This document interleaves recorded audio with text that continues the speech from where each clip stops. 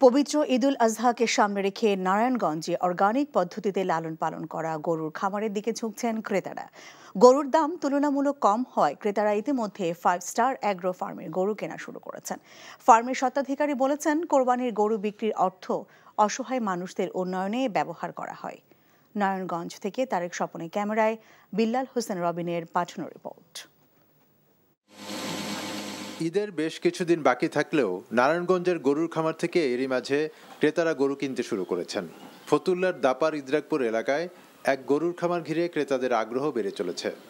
ওই খামারে রয়েছে দেশি বিদেশি বিভিন্ন জাতের গরু, পাশাপাশি রয়েছে মহিষ, ভেড়া সহ উন্নত জাতের কয়েকশো গবাদি পশু।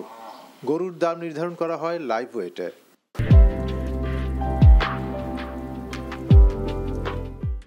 অন্যান্য জায়গা থেকে দামটা খুব কম পেলাম, মানে তুলনামূলকভাবে খুব একটু কম দাম। প্লাস হচ্ছে গিয়ে এখানে যেই গরুগুলো আছে সেগুলো ন্যাচারাল ফিড খাওয়ানো হয়, পরিষ্কার পরিচ্ছন্ন এবং ন্যাচারাল খাবার খাওয়াচ্ছে, দামেও খুব সস্তা। তো এবার ইচ্ছে আছে এবার ঈদে এখান থেকে গরু কেনার।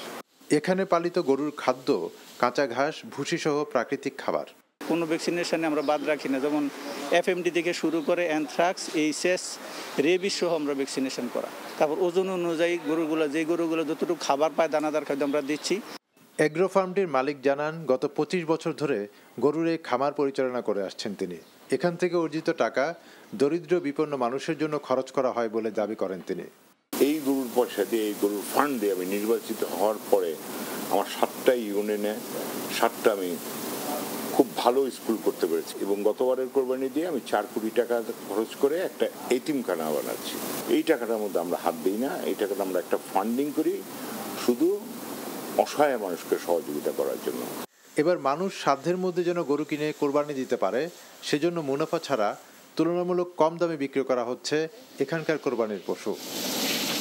NTV news desk.